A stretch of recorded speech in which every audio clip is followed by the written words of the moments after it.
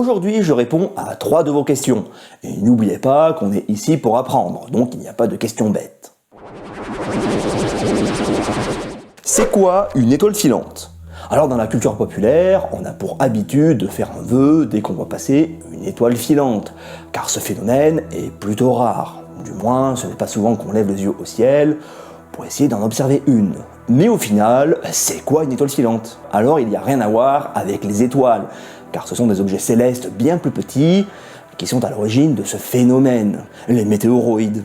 Quand un corps céleste se dirige vers la Terre, sa vitesse est généralement de plusieurs dizaines de milliers de kilomètres/heure. Mais une fois arrivé dans l'atmosphère, le caillou en question subit alors un frottement énorme avec l'air et le fait donc ralentir. Car jusqu'à présent, rien ne le freinait. Et oui, l'espace est vide, donc il n'y a rien pour vous arrêter. Contrairement à sur Terre. C'est un peu comme quand vous vous arrêtez de pédaler en vélo en ligne droite. 2 choses principalement vous fait vous arrêter.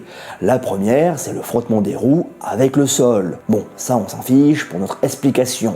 Et la deuxième, eh bien, c'est le frottement du vélo et de votre corps avec l'air. Eh bien, dans l'espace, il n'y a pas de frottement, car il n'y a rien. Donc dans l'espace, vous garderez votre vitesse. Bon, après, faire du vélo dans l'espace, je suis pas sûr que ce soit une bonne idée. Bref, revenons à notre météoroïde. Donc quand le météoroïde rentre dans l'atmosphère, ce dernier se met alors à freiner dû au frottement de l'air et commence même à brûler tellement qu'il va vite.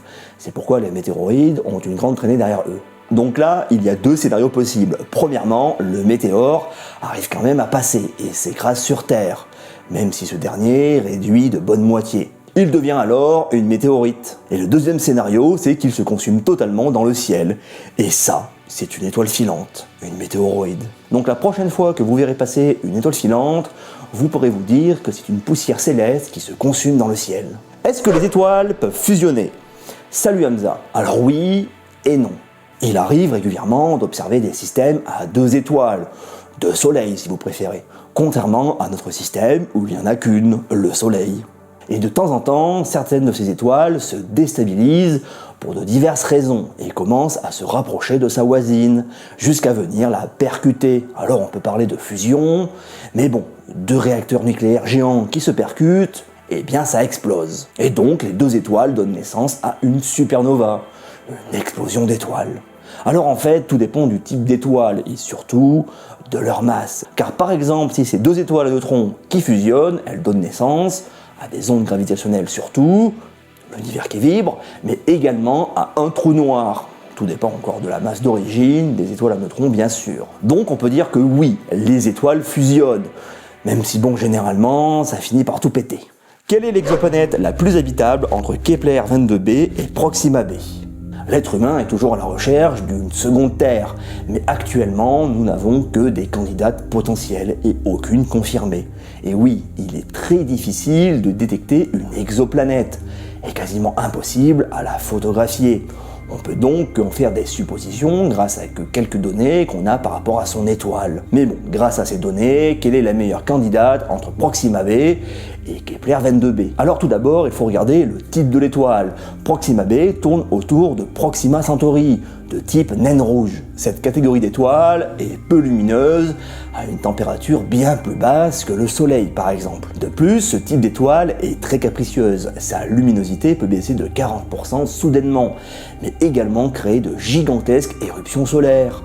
Et donc cette variation peut empêcher l'apparition de vie sur une planète. De plus, pour qu'une planète soit dans la zone habitable d'une naine rouge, il faut qu'elle soit très proche de son étoile, due à sa faible luminosité, ce qui est le cas de Proxima b. Mais le problème, c'est qu'elle est tellement proche de son étoile, 7 millions de kilomètres, qu'elle subit un verrouillage gravitationnel. Alors ça veut dire qu'elle montre toujours la même face à son étoile, et donc si elle n'a pas une atmosphère assez épaisse, eh bien la planète aurait un côté complètement cramé et l'autre complètement gelé. Donc pas ouf pour y trouver de la vie quoi. Et pour Kepler 22b, eh bien elle tourne autour d'une étoile de type naine jaune, la même catégorie que le Soleil. Et en plus de ça, elle est à la bonne distance de son étoile, donc parfait.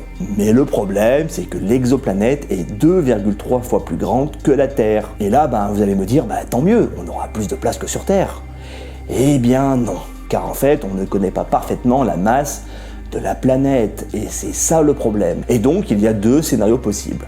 La première, c'est qu'au final, c'est une planète comme Neptune, c'est-à-dire une planète de gaz. Donc pas ouf pour s'y poser quoi.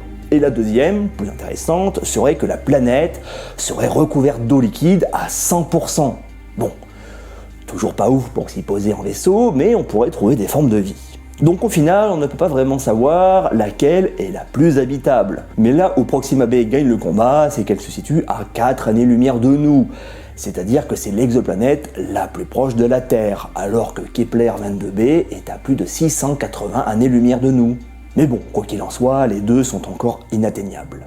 Voilà pour cette vidéo questions-réponses. N'hésitez pas à me donner votre avis sur ce nouveau type de format, et si jamais ça vous a plu, eh bien, posez-moi vos questions, et j'y répondrai peut-être dans la prochaine vidéo questions-réponses. En attendant, eh bien, je vous invite à vous abonner, et portez-vous bien. Et je n'ai toujours pas trouvé de phrase de fin.